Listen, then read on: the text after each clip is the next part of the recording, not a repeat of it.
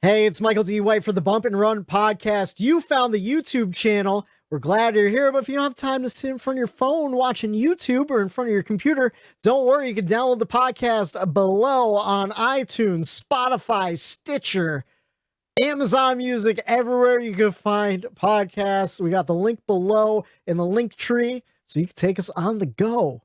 Let's get into the show. Did they make contact? No. It's pretty close, but this is going to be a drag race. Look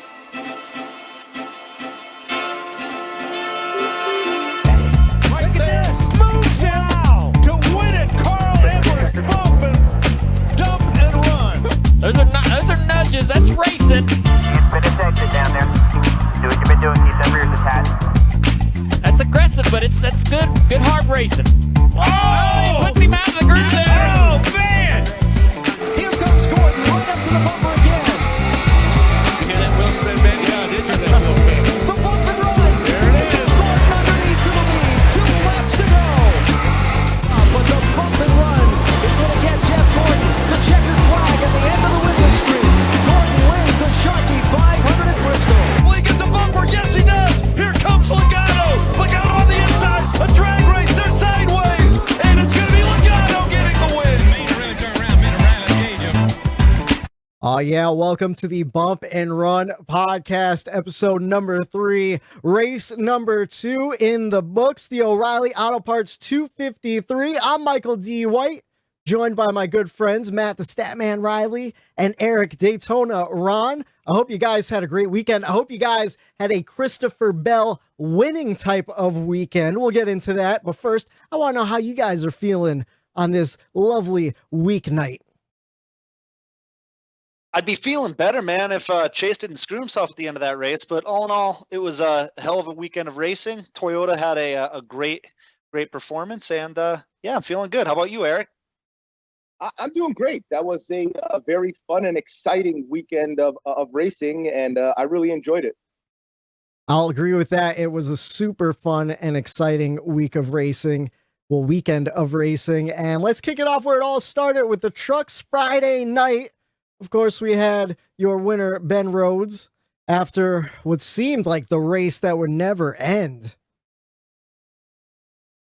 Yeah, I had it on my tablet as we were watching some TV shows, and towards the end of the race, it was like I would fall asleep. I would wake up to see like what I thought would be the last lap or two. Caution. During the caution, I'd fall asleep. I'd wake up, watch them go again. Caution, I'd fall asleep. So it was kind of that vicious cycle for a couple laps until the race finally ended, and Ben Rhodes picked up his second win of the year.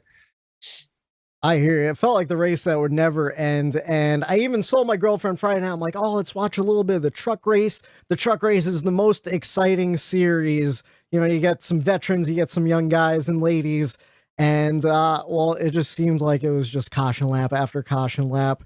And, yeah, as soon as it was over, just went straight to bed. A little bit more exciting in the Xfinity Series race the next day. Of course, we had Joe Gibbs Racing winning big with the grandson, Ty Gibbs, making his first National Series start in the Xfinity Series, moving up from ARCA. Do you guys know how many races he's supposed to race this year? I should have looked it up beforehand. I did. I tried looking it up. I know that the JGR bunch in that 54 car, they're going to split time between all the JGR guys. I know, like, Martin Truex Jr. is going to get some time. Hamlin, obviously. Yeah. I actually don't know about Christopher Bell, but no, to answer your question, I don't know how many races, but after this past weekend, I bet you he's going to get a couple more chances that he didn't have before the weekend started. Oh, I bet. Totally. Really not much to report, to be honest with you. I didn't watch the race. I didn't know what time it was, and I was out grocery shopping. So For 3 hours? Was he in? You ever go to Wegmans? ARCA? What's that? Was he from ARCA? Or was he in K&N? He was from ARCA. ARCA. He was in ARCA last Was year. from ARCA? Yeah. Must be getting him confused with whoever Haley Deegan was always running with. But no, Ty Gibbs, man, what a talent! What a talent coming up. I mean, Yeah. To have that your first start, first win, like there's a lot more wins in that kid's future. Absolutely. I was super impressed by him. I mean, you could tell he has the composure that you need in order to succeed in the Xfinity and the Cup level. So Mhm. I think the future is super bright for him. Absolutely. And then we move on to Sunday, the main course, the big deal, the O'Reilly Auto Parts 253. That really makes me laugh every time I think about 253. Just make it 250 laps, cut one lap off, or 250 miles. So we got a first-time winner, another Joe Gibbs driver, Christopher Bell. And I couldn't be more impressed. And I tell you what, I'm not going to lie, I am a Christopher Bell hater. Through and through. I have been since the Xfinity. I have been since the Xfinity series. I can't deny he definitely earned that win. Of course, there was some controversy on NASCAR Twitter whether NASCAR made the decision throwing the yellow flag near the end for the weather. We'll talk about that a little later. I just want to bring up a point, and I don't know if you guys know this. I saw this. I'm going to pull Statman right now. Christopher Bell won his second race of his second full-time season in every series he competed in. How about that? Isn't that? Damn. I mean, I don't, for a weird stat, I think that was pretty cool. And I'm sure it won't be the last, of course. It seems like, and I was laughing as he was making that last lap run for the pass. I was screaming at the TV and I'm going, Christopher Bell, earn that fucking ride. You know, you stole it from Eric Jones. You better earn that son of a bitch. And he earned it, man. He did. He ran down Logano, which I think we can all agree is a good thing. Absolutely. I was impressed by it. I would say that to open up the season, the Cup Series has had two surprise wins, but definitely not fluky wins. Mm-hmm. Now that Christopher Bell is in that top-notch equipment, anything's definitely possible with him. I know Absolutely. Last year he only had 2 top 5s, 7 top 10s, and his average finish was 20.2. That's obviously gonna all go away. I think those numbers are gonna climb, and we're gonna see some good things out of him the rest of the year. I don't know if we might maybe see another 2 or 3 wins out of him. I don't know if that's asking for too much, but I expect some big things out of him this year for sure. Now I'm indifferent because obviously I was a fan of the 20 car and Eric Jones, Mm-hmm. but I also religiously followed Christopher Bell in the Xfinity series. Yeah. So I was a huge fan of Christopher Bell. He was my Xfinity series driver. Mm-hmm. Obviously 20 car, I'm going to root for the 20 car, not knowing what was going to end up, happening. And here we are today. So it was kind of tough for me. I wasn't rooting and cheering and, a Monday morning, I'm not, Christopher Bell won, but I'm happy Logano didn't win. Yeah. But going forward with Christopher Bell, I can't not root for him. I'm happy for him to get that win, to see the 20 in victory lane. I always like to see that. Mm-hmm. He has some raw talent. I think his dirt helped him out a lot on that slick road course. So, I was happy to see Christopher Bell get that win. Absolutely. And since we're starting at the beginning of the race, there's a little bit to talk about during the race, but what would you guys give it as a grade, A to F? What do you think this road course at Daytona was graded at? Matt? Eric? Yeah. You know what? I'll say this. I would love to give it an A. It checked a lot of the boxes for me, but I'm just going to give it a B. Okay. Because, yes, action all the way through the race. You can't complain about that.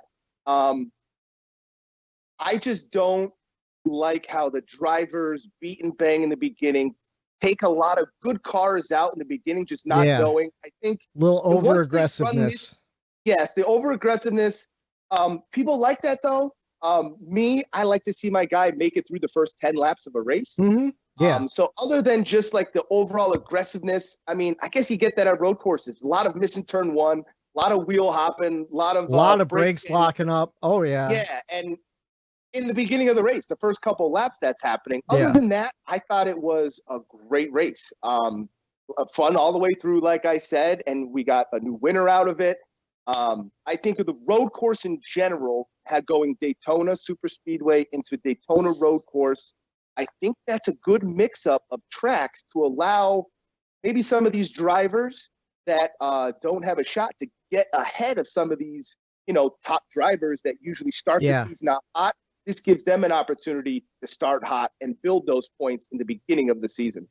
Absolutely. Right now, if you look at the standings for the season, it's wild. There's a lot of great names. We'll go over it later on, but I mean, Michael McDowell is in the top 10 in the points right now. So, I mean, that should just go to show you. Right then and there is why. And he had a great finish at the road course, too. You know what? You might have changed my mind. After the standings with this and that, I might give it a B+ now. Okay. Not just a B+.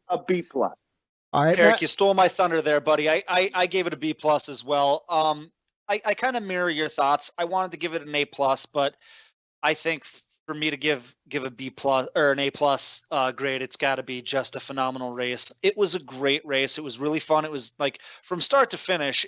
It was so much fun to watch. You had a lot of comers and goers. You had, I mean, Kyle Busch, what was that on the first or second lap? I mean, we all thought his day was done, and then he is running fourth with a lap or two left in the race. So that's what I kind of like about the road courses is that you can get into some trouble, and because you're not like so reliant on that aero, you can kind of get yourself back into it with some body damage and things like that. So I like that. I was never, I mean, up until probably about 4 or 5 years ago, I hated road courses. I'll be completely honest with you. And I don't know what changed with me, but it seems like a lot of the drivers started accepting road courses and started getting better at them. And then the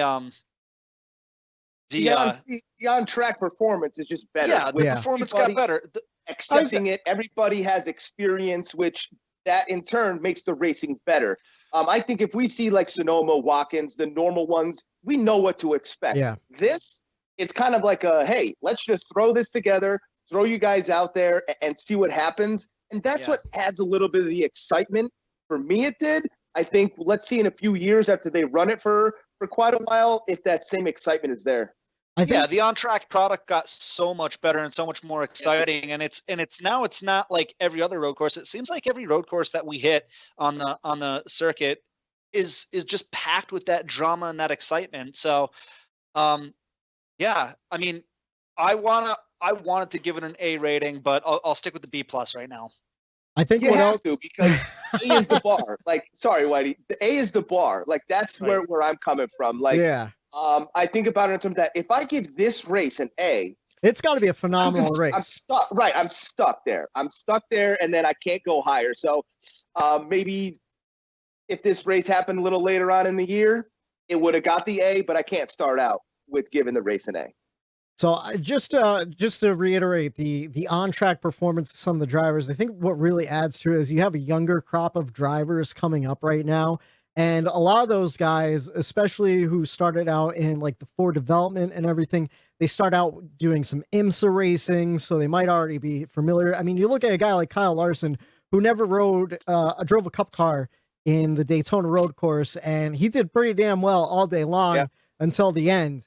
And of course, he has some IMSA racing experience and the Rolex 24 and all that. So I think just as you get more drivers with more disciplines under their belt, you're going to see a better on-track product. And I think that's exactly what we got here. I'm also going to give it a B+.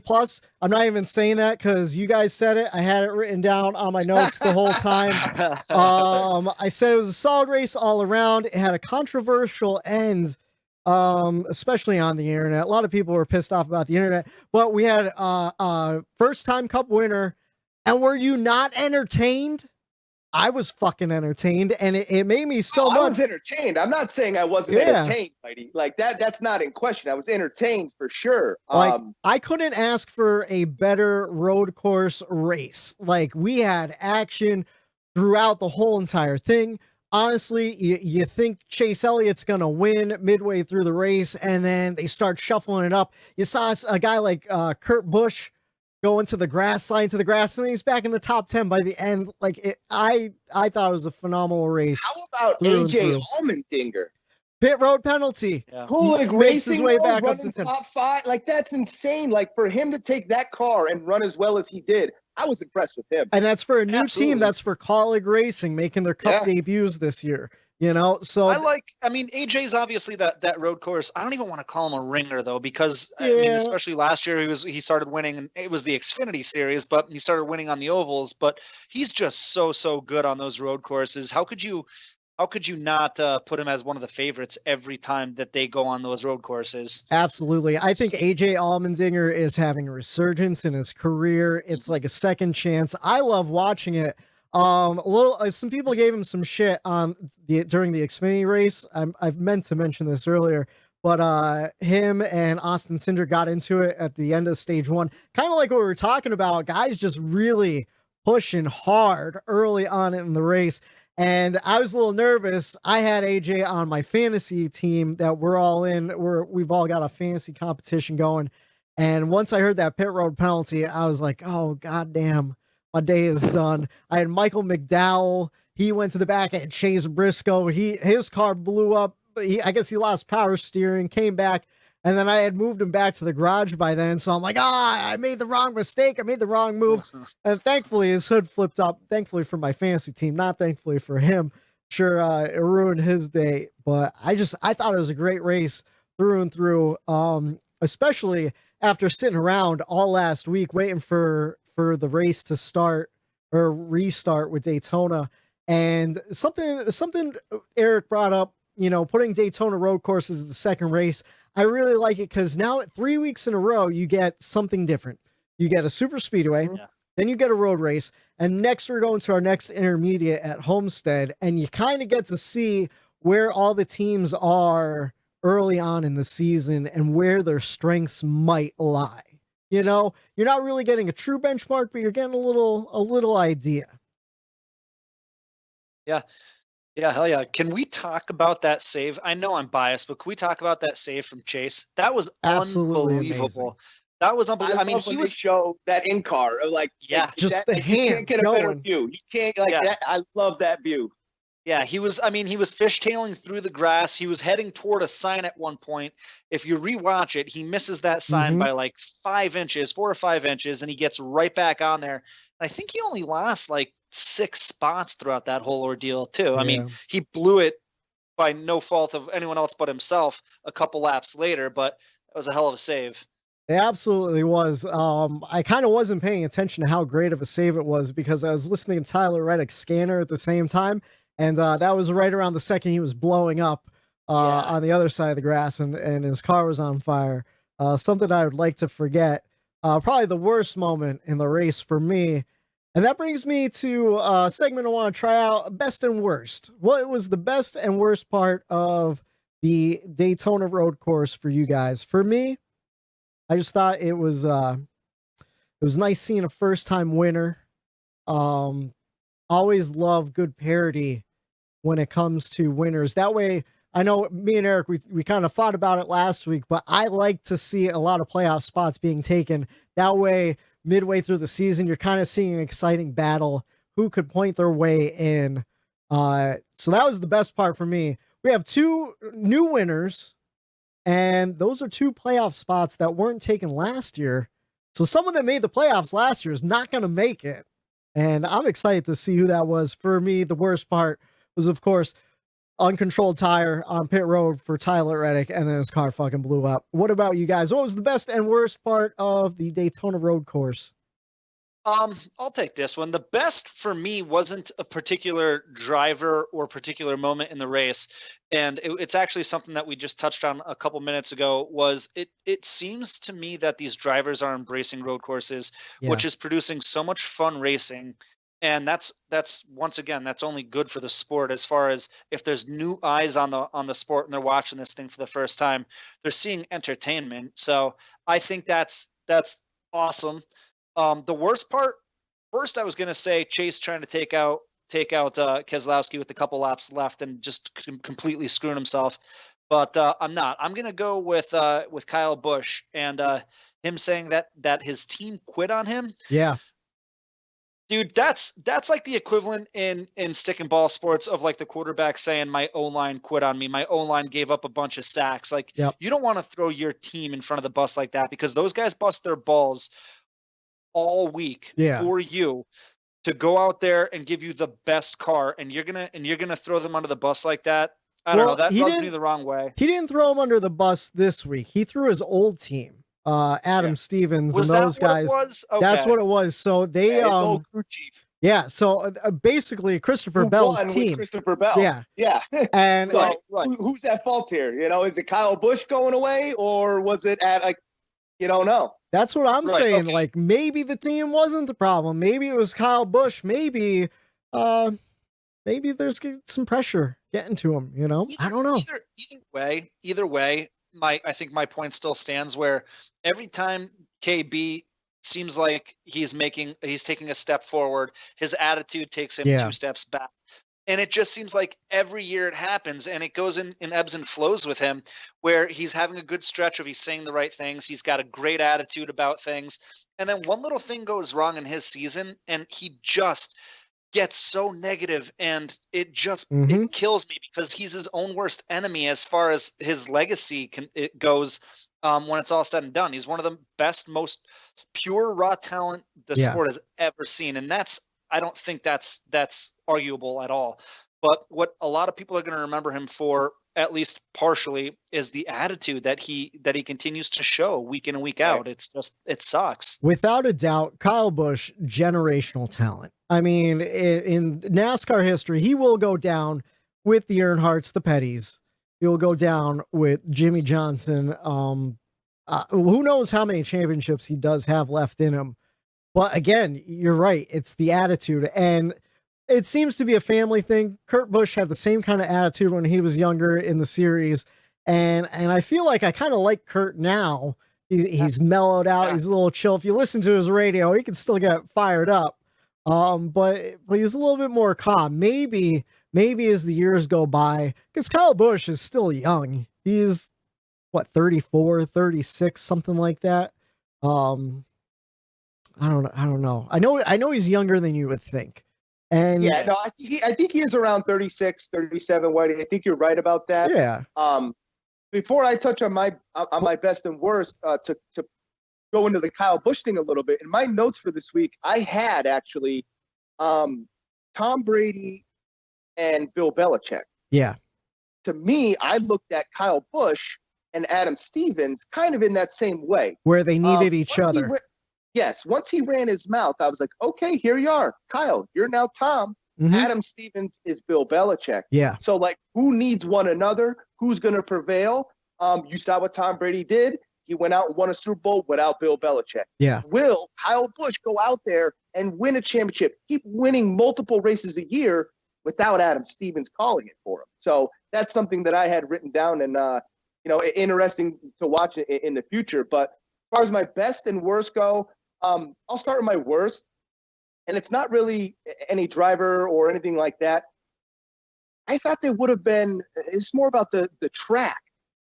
Yeah, with all the grass issues and them putting new turtles in place, and I just thought that all should have been taken care of after they ran it once already. They should have known these drivers are going to cut this corner. They should have been prepared for that. It damaged a lot of good cars that shouldn't have been damaged from hitting those.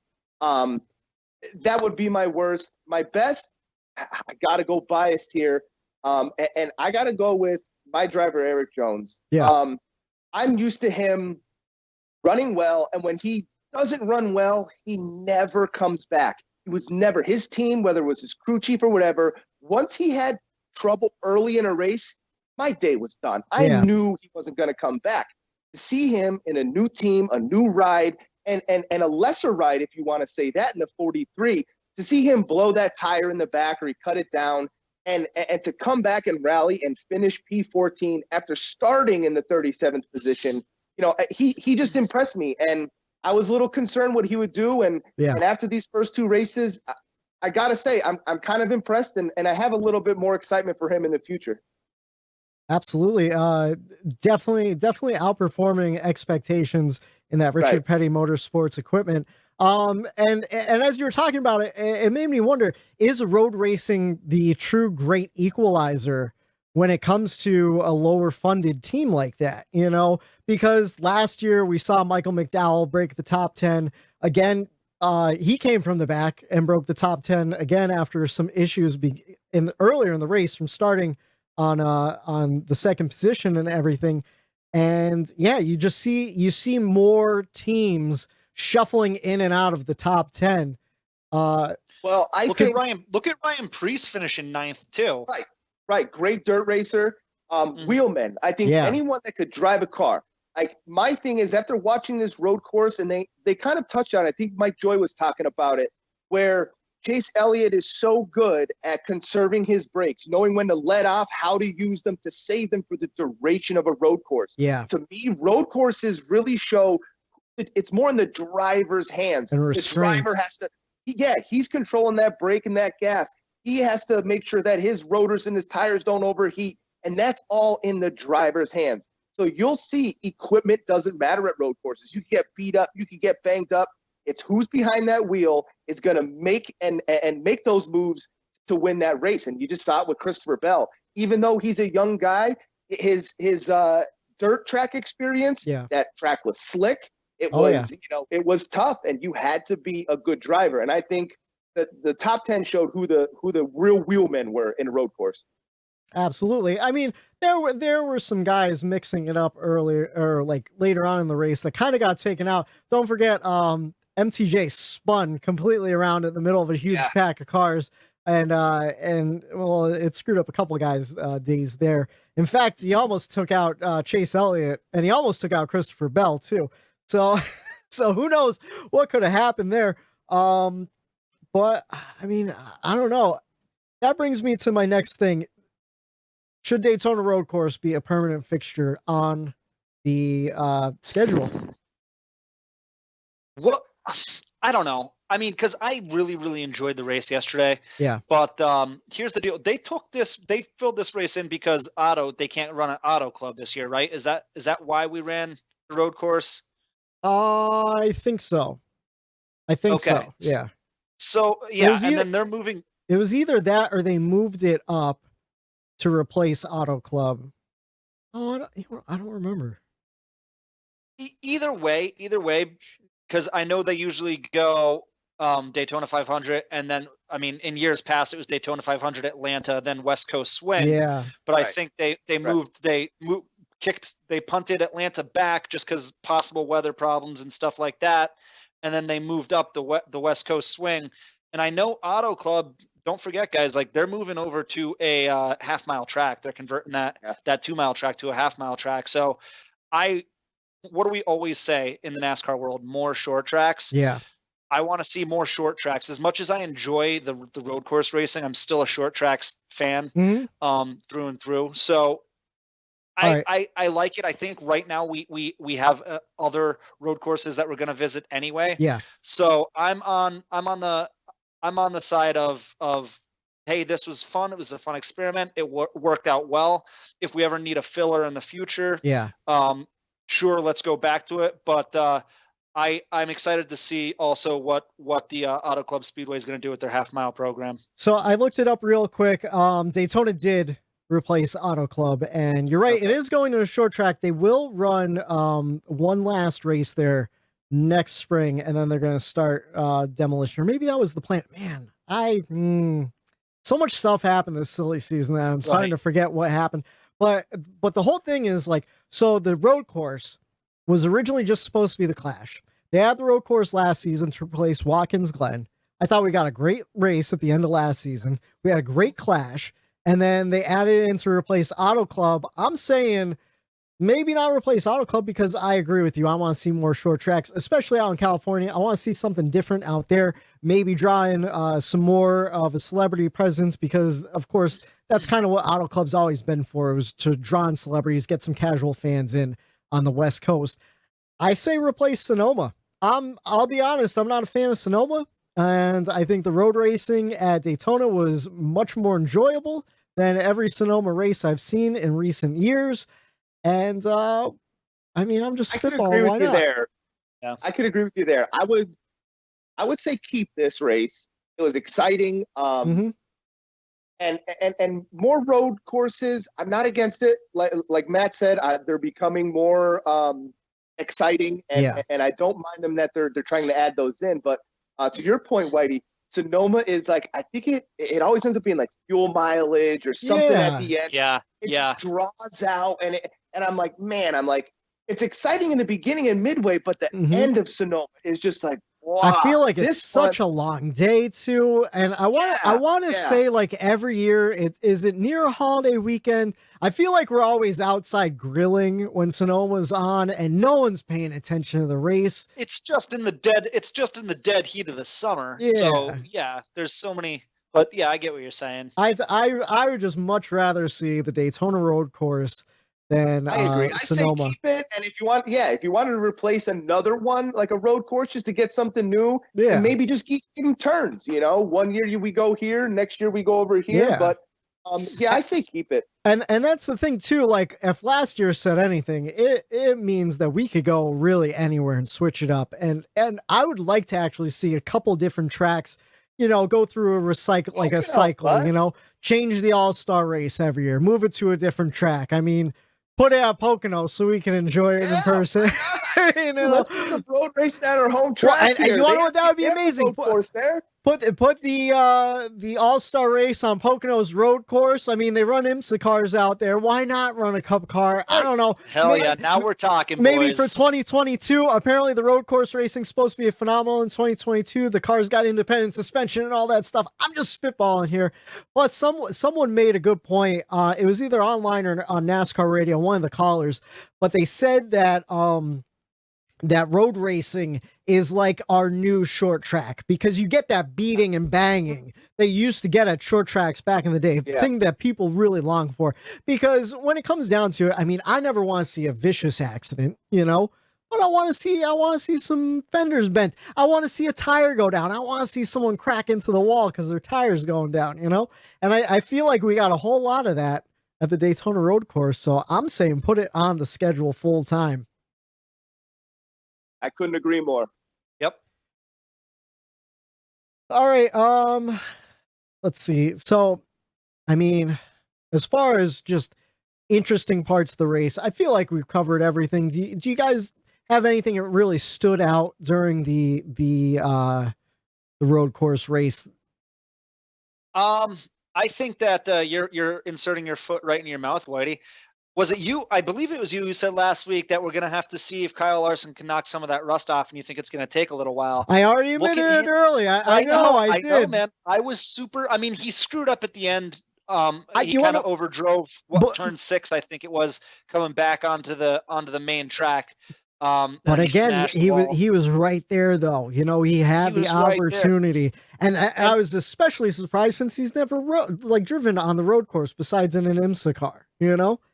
Once again, slick racetrack. You really have to have a good handle, a good feel for a loose race car. Who better than Kyle Larson? Yeah. I did think, though, at the end there, he did get a little too aggressive.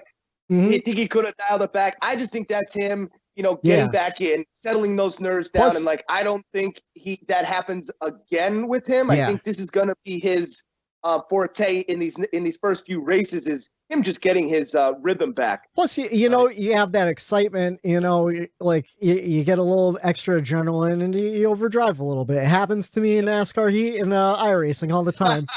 You're close to a win and you screw yourself.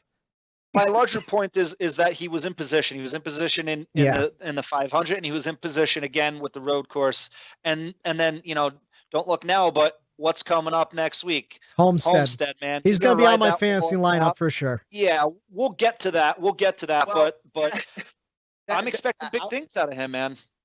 I was going to bring that up too. We're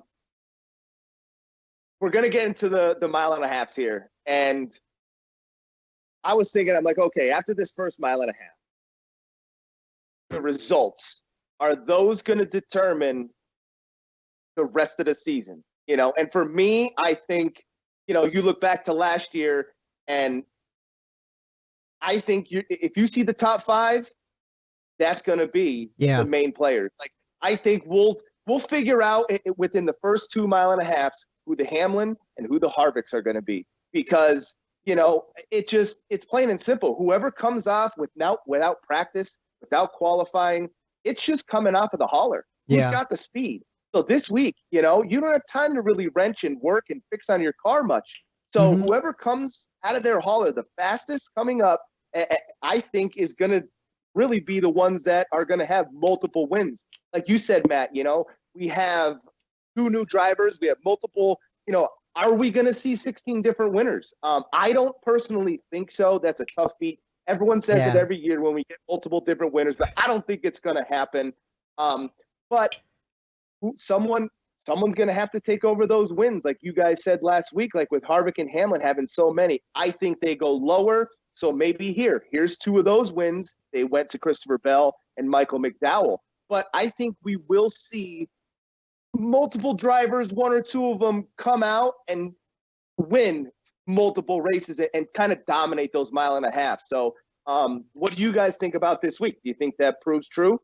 So I don't, you said probably within 2 races. I think it's going to be a little bit longer than that because I'm just looking at the results of the West Coast swing last year. Now, this was last year before there was no practice in qualifying, though.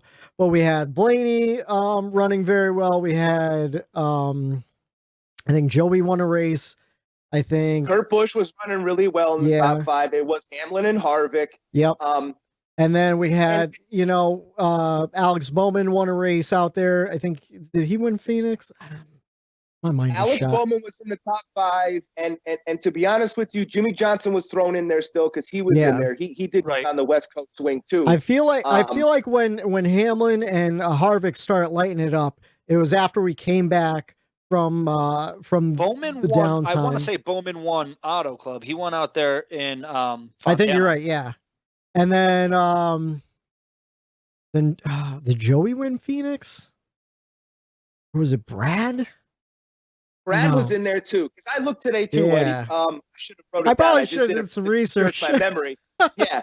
I did look it up, but like it told me, that's why I said only 2 races, because the people that were in the top 10, top 5 in those races, they seem to be always around in the top 5, top 10. Yeah. For the next, till the end of the season, they were there. So I just think without practice, without qualifying, coming off the hauler is going to be huge. Yeah. And I think we'll see who has it and who doesn't. Obviously, you have mechanical issues. You have those weird things in NASCAR, which is part of the sport. You never know what's going to happen. It's what makes it exciting. You get a hot dog wrapper stuck to your grill, dude. You overheat, you're done for. You can't plan for a hot dog wrapper. Oh, yeah. Unless you're at Auto Club, there's always hot dog wrappers on the track. Clean it up out there, California.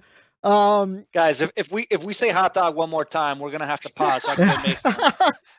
Now, Whitey, to your point though, like I could agree though, like you said, you'd like the 2 new winners. Yeah. And that, like, now I think going forward, 1 win and you're in, no longer a thing. I think you're gonna have to win 2 or more. And like you said, it allows for at the end of the season, like, oh, hey, if McDowell and Christopher Bell, those 2 spots are taken, man. Now these other guys, you have to fight. You have to fight for it, which I do like that part about it. Plus, who knows? There's other guys that could win a race that didn't win last year. I mean, my guy Tyler Reddick. Maybe next week. I don't know. Could we see 3 first-time winners in a row? Fingers crossed. Oh, come on. But you have guys like Matt DiBenedetto, who could win a race. Of course, he pointed his way into the playoffs last year, but who knows? Maybe someone won't be in that position to point themselves in. I mean, I'm looking forward just to see how the cards start stacking up. I agree. I don't think we're going to see 16 different winners in the Cup Series. No, especially coming off of a season where we had 2 guys win the majority of the races. They didn't lose their notebooks. They don't know. Again. They didn't forget how to set up a car for those races. Who do you think's going to dominate Pocono? It's going to be Denny Hamlin and Harvick, or one of the Joe Gibbs guys. Right. Yeah, I looked it up. I think the most different winners in the past 10 years was in 2013. I think there were 17. Yeah. Since then, I think the most was 14. And then Whitey, you kind of touched on it. The usual suspects are the cream always rises to the top. The usual suspects are gonna start surfacing here soon. Yeah, you're gonna see those guys like your Hamlins, your Harvicks, your Chase Elliott's, your Logano's start winning races. And I don't know. I think we probably get close. I think we probably get to that 13, 14 different winner mark. But I really don't see that more than 16 happening. I don't see it. I agree. I think we get close, which becomes a storyline, which that gets talked about. I think like once we get to 10 drivers, different drivers won, everyone's going to be like, ooh, could we get to that possibility? Are the drivers with only one win? Are they safe? Who's on the points bubble? What are they going to do as far as risk versus reward to get that win? I think later on, I'm excited for the storylines to come out of that. Sure. All right. Before we wrap up the road course discussion, I just want to know, do you think NASCAR made the right decision calling that caution for rain? It's gotten a lot of back and forth on Twitter. A lot of people on NASCAR radio were either upset or for it. I just want to know, do you think NASCAR made the right call, especially since, no drivers took rain tires? No, I mean, no, they didn't make the right call. It was what, drizzling at best. I mean, I don't know. I wasn't there, but it didn't look like it was heavy rain. It was a part of the track. No one was having an issue with it. There wasn't slipping and sliding going on. So what are we doing? Like, I know that they have to stay consistent with their driver safety policies. I get that, but I didn't see anyone in danger. I wasn't actually listening to the radio, so I don't know if anyone was complaining about it as far as the drivers go, but no, they shouldn't have thrown it. I mean, and I know that kind of threw a monkey wrench into Chase's day, so I'm sure that I'm letting that sway my opinion on it. But no. I think I agree. I don't think they should have thrown the caution there. Do we follow suit the way other road course races are run as far as other series? Because other series, they don't throw that. If it starts raining, that's your decision when to put those tires on. Yeah. They let it go green. If it starts raining, hey, and you didn't put them on, that's on you. So if NASCAR is going to police it differently, we're a completely different series, but I don't think they should have thrown it. I think that adds to the strategy. I think that adds to the call from the crew chief and what to do. So am I mad that they threw it, though? No, we still got a good finish. But if, like you, Matt, like, I don't think you were too thrilled about it. So, but you got to live with things like that. It is what it is. But I think that's up to the crew chief to make that call, when to come in, to put those tires on. And, hey, if it drizzles, you put those rain tires on and it stops, that's on you. Yeah. Right. Yeah. It's not a hill I'm going to die on, and I'm not infuriated with NASCAR like I'm sure some people are, but I think it was unnecessary, and that's where I stand on it. So a lot of people were angry about it.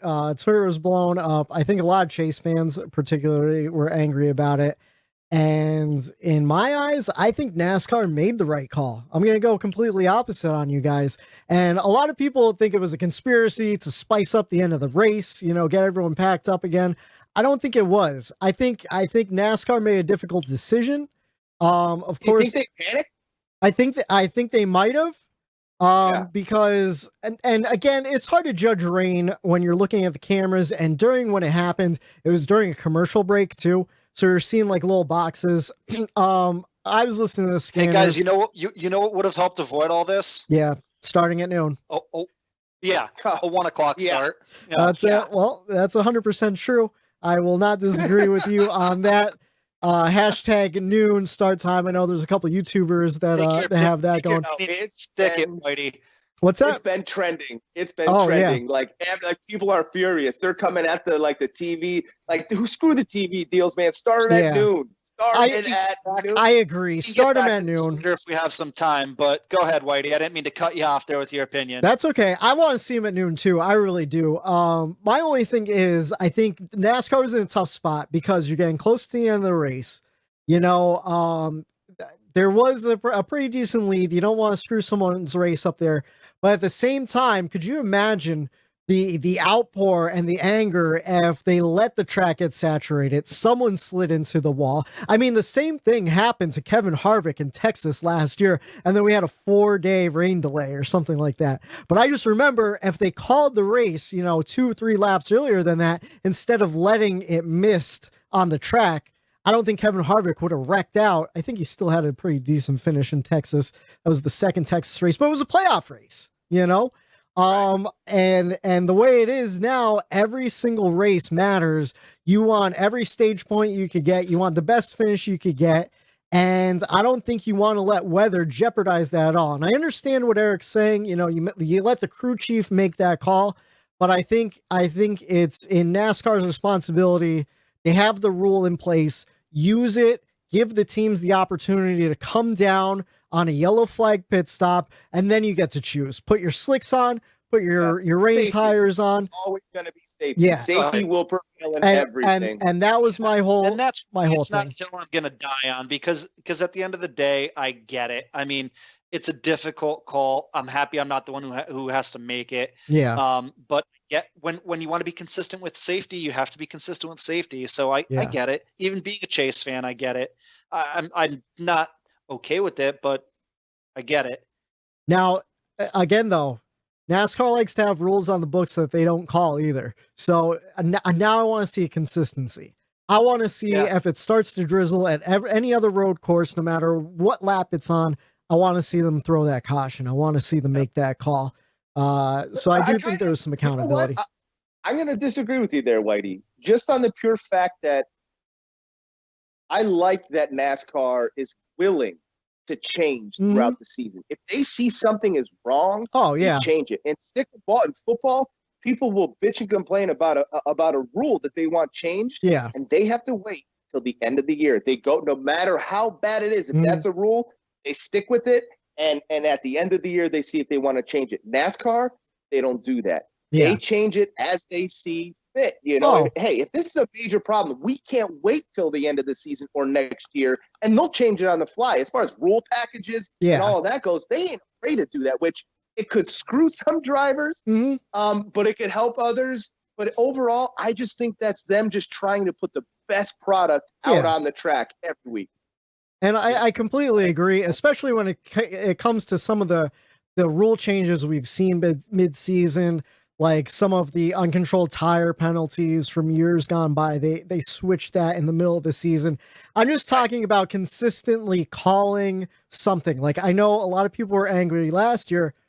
I'm sorry, I forget what track it was. I want to say it might have been Texas. It was either Texas, maybe Talladega, the blend line rule. When you're coming off pit road and you have to blend off turn 2. I think Eric. Do you remember that? I think that was Texas because like Almirola got hit with it. Yep. I think Logano got hit with it. And it was the first time that they called it in years, you know? Yeah. And so that's what I'm saying when it comes to consistency. I can agree with you there. I see what you're saying now. I can agree with you there. Like, call one thing, you know, and make sure you call for another guy as well. Yeah. Yeah. So like if you're gonna use the rain rule for road courses, and we have 7 road courses this year, I want to see it called every time there's a sprinkle like that. And I did hear one of the track officials did say the track was turning colors, which you could tell that the water was seeping in. Yeah. So again, and that's the thing with NASCAR and officials. I mean, it's a lot of judgment calls, you know? Sure. And I think they made the right call to at least give everyone a chance. I just want to make sure they keep making that same call consistently. Without those calls, what do we have to bitch about? What do we have to talk about? That's you know what? That's true. That's for the story. Like, you know, we're talking about it. This is topics. This is good for us. You know, something to talk about on Monday, and there sure were a lot of Monday morning crew chiefs and NASCAR officials on Twitter and NASCAR radio. Getting back to Homestead this weekend, I'm excited. Homestead is one of my favorite courses. I want to get into picks. I forgot. Do you want to you want to review our road course picks? No. Yeah. I'm kidding. I'm saying no because I was wrong. I was wrong too. Big time wrong. All right. I think, Matt, you're the stat man. You had our picks written down from last week. You want to review those? Yeah. Whitey, both of us had MTJ, Martin Truex Jr. Which he looked good all day, though. Good for a while. It looked good for a while until, I don't know, caution came out for rain, and then everything changed. Yeah. Then, Eric, you had maybe NASCAR didn't make the right call. Yeah, see that? See that? It's all about biases. Yeah. And then Eric had Blaney. We were all wrong. Big time wrong on that. So we got a big old goose egg on the board. I think behind the scenes, we'll take the finishing position and we'll tally those up. This week, we're gonna do one pick each. And here, let me see who finished first of those guys to see who picks first. Give me one second. I think We would probably. Blaney finished 15th, and well, yeah, Blaney finished 15th. That's all we need to know. I've got stats for Homestead too, boys. Okay. Before you guys want to make your picks, I've got some stats that you guys might want to hear about as well. So last year's results, the top 5, Denny won the race. Then you had Chase, Blaney, Reddick, and Almirola. So the last 4 races at Homestead, and in my mind, these stats might be a little skewed because prior to last year, for those of you who don't know, Homestead was our championship race at the end of the year. So the final 4 drivers always had probably a little bit more juice than everybody else. But with that being said, the last 4 races, let me see here. The top 5s, Martin Truex Jr., Kyle Busch, and Harvick all had 3 out of the 4 races. They finished in the top 5. The average finish in the last 4, Kyle Busch is best with 3.2, MTJ 4.2, and Chase with a 7.2. Laps led in the last 4 races at Homestead, Martin Truex Jr. had 201. Larson with only 3 starts, because remember he didn't run Homestead last year because he was suspended, had 190 laps led. Kyle Busch with 186, and then Denny with 180. So just take those all with a grain of salt, you gambling freaks out there, and do what you want with those stats. So I was wrong. Martin Truex Jr. finished ahead of Ryan Blaney. So Eric, you go last. Matt, I'll let you go first. I'll go second, and Eric will go last. I had 3 written down in case I drew last here, but I am taking. Whoa! You both had MTJ. This is the rock, paper, scissors. Okay. Right? All right. How do you Now, you both had the same guy? How do you just give that? All right. Wait. Is it Rochambeau? Is it straight just one and done? Just one and One done. and done. One and One done. and done. All right. Rock, paper, scissors, shoot. Scissors, Okay. cuts, paper. All right. Hell yeah. All right. All right. Okay. About a second before you did, you still lost. Yeah, there was a little delay. I was gonna hold it there just because I didn't want anyone to cry foul and say I changed it to a rock really quick or something. So I would have called you out. I called you a scumbag. I was throwing whatever I was throwing. I'm taking KB, Kyle Busch, for the win. Okay.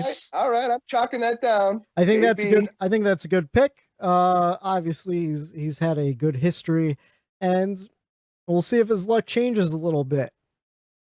I'm gonna go with my boy Tyler Reddick.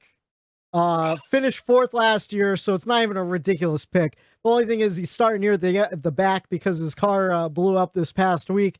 It's gonna be a lot of fun to watch. And I've got my fingers crossed. I want to see history made. I want to see 3 first-time winners for the first time ever starting out a NASCAR season. I love and hate your pick, Whitey. I love the fact that, you're going for the 3 winners. That would be an awesome storyline. But yeah, I don't even think it's that ridiculous of a pick. I spitefully was going to take Reddick, dude. And I'm mad that I picked last because I knew you were going to take him this week. I would have been unprepared if you did. I hope he doesn't take him. I hope he doesn't. I'm going to spitefully take that guy. But my second place, it all depended on how he ran in week 1. Yeah. I'm going with Larson.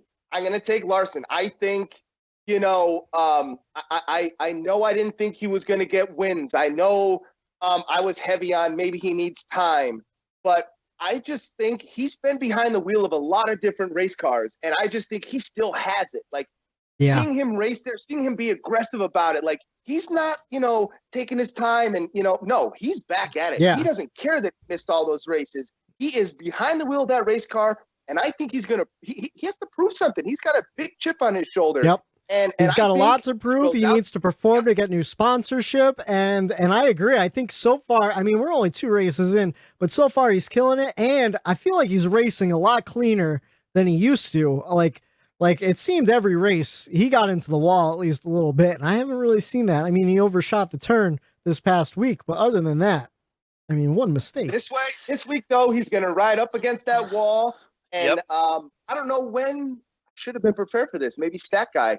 It'll be the first time we see that Hendrick number 5 in victory lane since Casey Kane was behind the wheel. Oh. And I'm pretty sure the last victory was at Pocono, if I'm not mistaken. No. 12? Nope. I know when it was. Whitey, do you know when? I have no idea. Indy. Remember he almost passed out? He got out of that car. He was so exhausted. Yeah. That's Because he was on a long losing streak, and Indy was his last win. Yeah, that race kicked his ass. I was actually scared for him that day. He got out and he like crippled down. He fell right next to his car. That was bad. But yeah, that was his last win.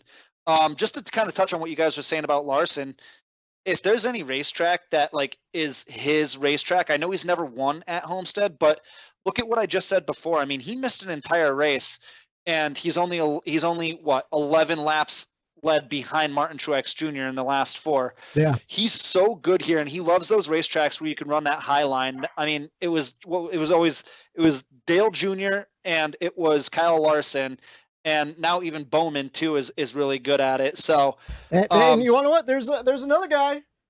He won a championship riding in that high line. You're right. I should be ashamed of myself for not mentioning Reddick. Take it so bad. I wore this shirt on purpose, knowing Homestead was next week, and I mean, technically that was the last Tyler Reddick win I saw. So, see, I'm going with Larson the 5.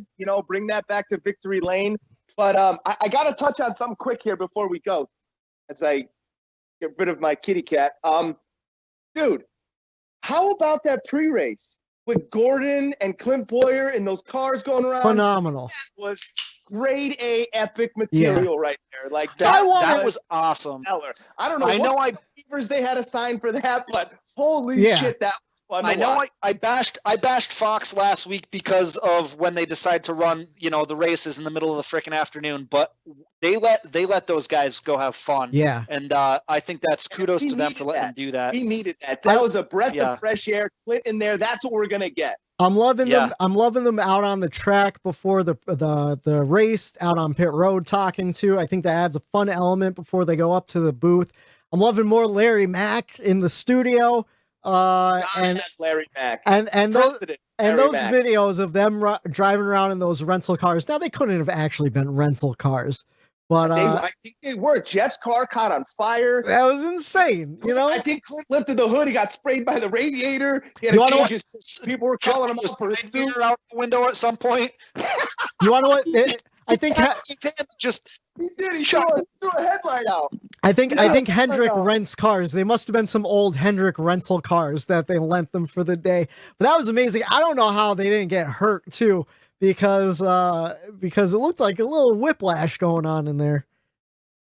Yeah, those aren't your stock cars where you have roll cages and everything like that, suspension like that. Like those are just street cars that they were running out there. And I was talking to my dad earlier today, like what would they have done if one of them flipped? Because it could have happened. Yeah. Easily could have flipped. But the thing that I took out of it was the look of excitement and joy. Yeah. Both those guys' faces doing that and driving around there. Their smiles were from ear to ear. Those guys were having a blast. And they are real men. They're almost on stuntman level. Like they know what they're doing. They know how to handle a car. So they knew how to bump and turn and move. But I did get a little nervous. I'm like, shit, if like there was one point where I'm like, he could have rolled right there. Yeah. 100% could have rolled. But I enjoy that. And I hope to see more of that pre-race stuff from Clint and Jeff.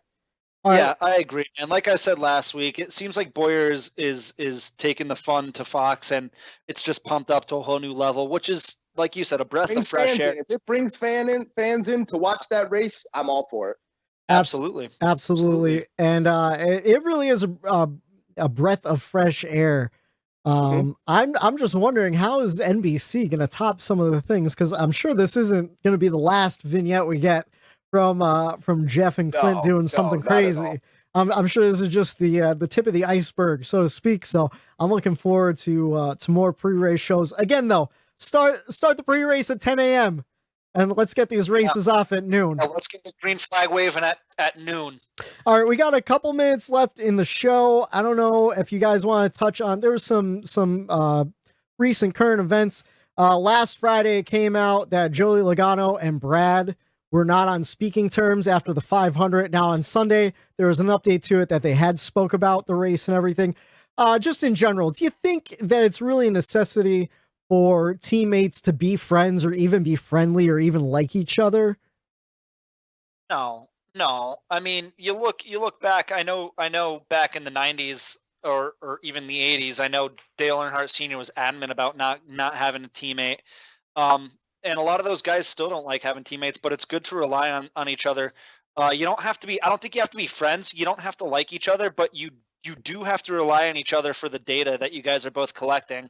You have to at least be civil enough with each other that you guys can talk about what you guys are seeing out there. I think we all read into it a little bit too much this past week with those two. Probably. Because it's two high profile guys. But I think in the end, I don't think it's really going to matter too much in a negative way for them. I think, like Joey said in one of his interviews, they're adults, they'll figure it out and they'll move on. To that point of them being adults, though, I kind of, to go back to the Kyle Busch thing, to kind of tie it all in, I was a Matt Kenseth fan, and to see what Kenseth did for Kyle Busch's behavior and attitude, Kyle even admitted that Matt had a lot to do with Kyle maturing and really understanding how to take care of his car and not be, that quote unquote asshole out on the track like Joey could be. And I just think maybe, I don't really know what the age difference is between Brad Keselowski and Joey Logano, but it seems to me that Brad is taking that veteran role on. I think Joey's only 30. Joey's our age. Joey's 31. Like he's like right around the exact same age as us. No, I think Brad's like 36, something like that. So. Yeah, because I just feel like Brad might be taking on that veteran role. He understands that he's a veteran now. He's the past champion. He has to race, and he understands it now. Logano still just doesn't get it. I think he still has to figure out that I don't think he should have been a champion. I hate that he's a fucking champion, but he just needs to figure it out. He doesn't own up to anything that he does on the racetrack. He points the finger and he blames everyone else. And I think that's what the other drivers want. Just Joey, admit that some accountability, had something to do with it. Yeah.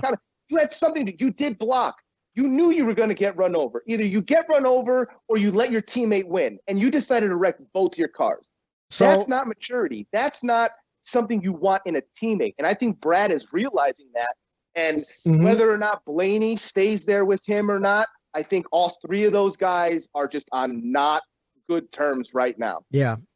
That's the other thing too, is like Blaney. Like Blaney's, I don't even know. We might have talked about this last week or the week before with the episode that didn't get aired. But Blaney is such a likable guy, and he's friends, really close friends with Bubba Wallace, Chase Elliott, just to name a few. Yeah. A lot of those guys in the garage are close friends with Blaney. But with the other two, it's not just a fan thing with Logano. Like it's a lot of those guys in the garage really dislike him because of all the points that Eric just made with there's no ownership there. No. You saw the infamous video of Denny making fun of him with the street guys.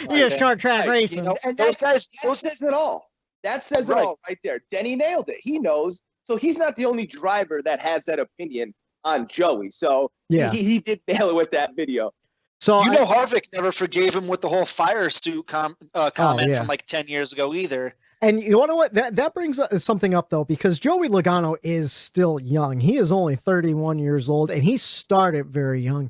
And I feel like he really got pushed around in his younger years because he was overdriving himself and everything. He had a big head because he was the hot young thing. They called him fucking sliced bread for all.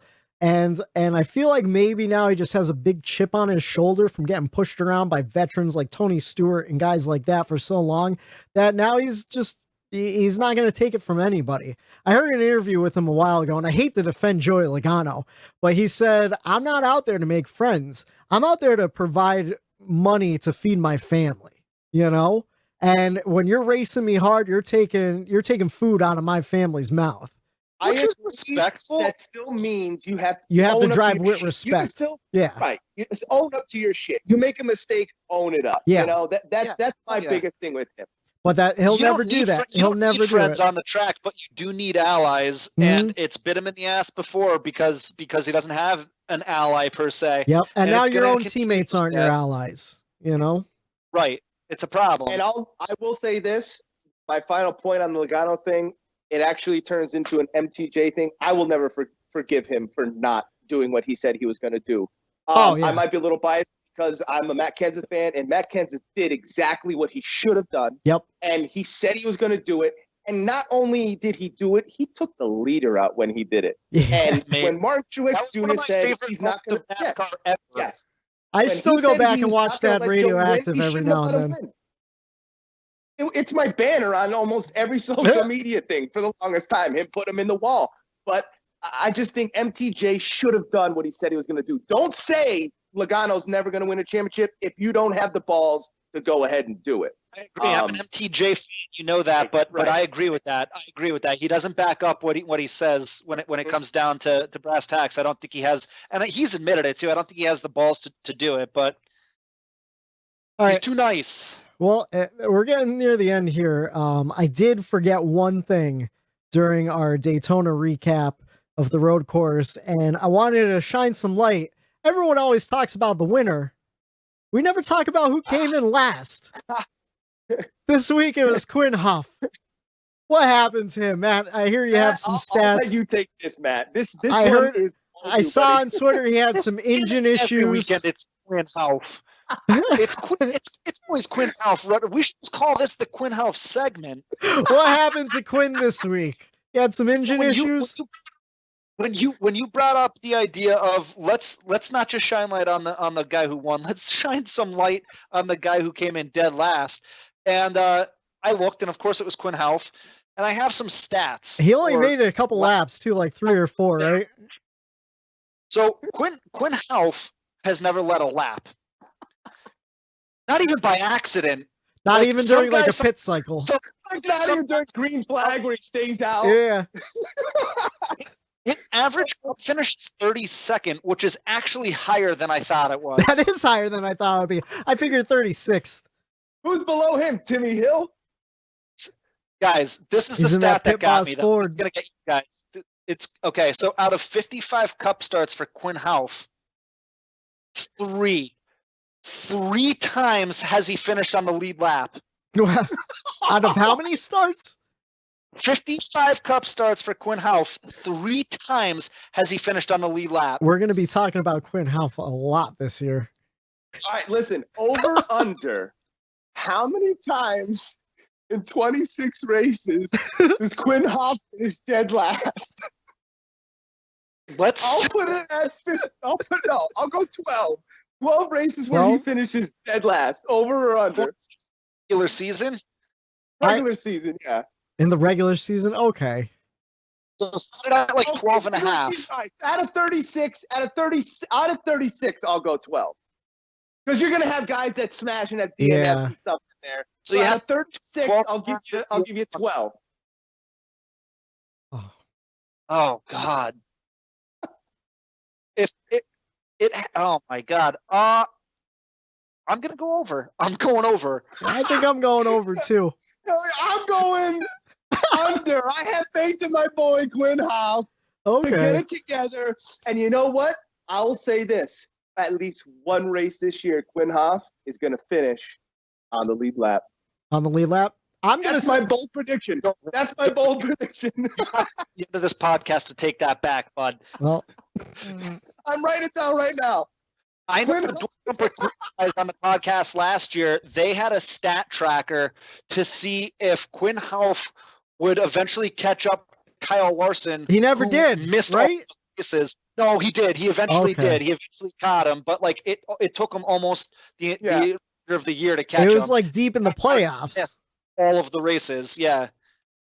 Well, that's the last segment for today. One last thing we forgot to touch on. Daniel Suarez. Danny threw up in his helmet. It just reminded me of Tony Stewart God. when he shit his pants and won the race. Unfortunately, Suarez didn't win, but he did crack the top 15 with vomit in his helmet. So congratulations to him.